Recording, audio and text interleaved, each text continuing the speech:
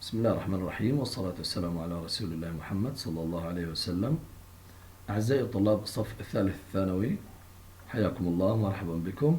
Today we're going to complete the grammar lesson about obligation, prohibition and advice.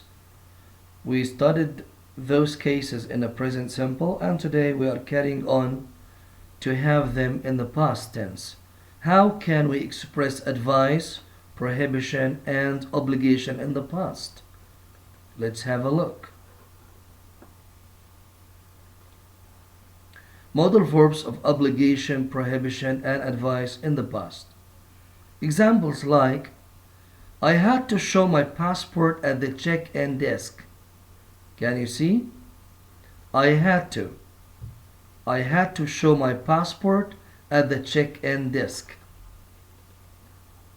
They needed to take their visas. They needed to.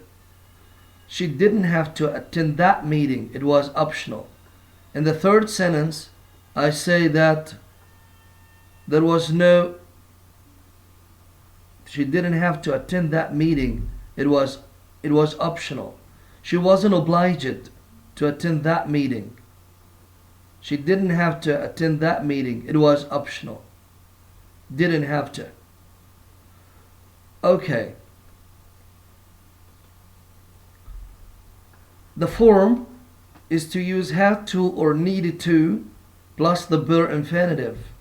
The verb infinitive is the verb without any additions. That is to say, without s, without ed, and without ing. The verb one. Okay? To express non-obligation, we say didn't have to or didn't need to. Okay. To talk about prohibition, or that's to say, in other words, it wasn't possible. It was prohibited. It was banned. We couldn't do that thing. A friend of mine wasn't allowed to open an account. A bank account, I mean. A friend of mine wasn't allowed, okay, to open an account. That's to say, didn't have the permission to open an account. She couldn't get a student loan there. In that place where she studied at university, she applied for a student loan, but unfortunately she couldn't get it. She couldn't get a student loan there. It was impossible for her to get a student loan. Another way to express prohibition in the past, when I say wasn't allowed to or couldn't, that is the form. Either to use wasn't allowed to, and when I talk about plural, I say weren't allowed to, or couldn't plus the verb infinitive, and again, the verb infinitive is the verb without any additions. To express advice in the past, we have some styles like should, ought to, or shouldn't for a negative advice. You should have taken care of him. Do you think the man took care of him? Yes, you are right there. So you agree with me. He didn't take care of him. And for this reason, we tell him, you should have taken care of him.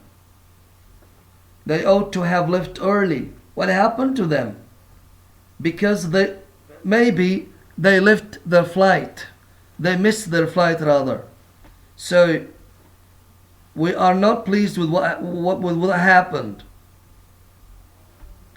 We are not pleased with what happened, really. So we say they ought to have left early.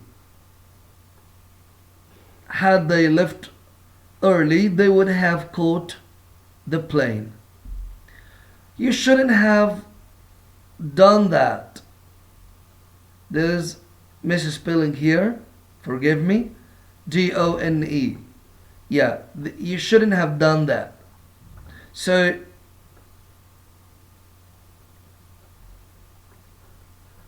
as you can see, should or shouldn't have or O2 plus the past participle, or the verb 3 form, the past participle.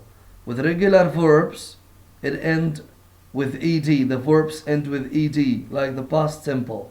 But irregular verbs, of course, have unique forms that are to be learned and memorized.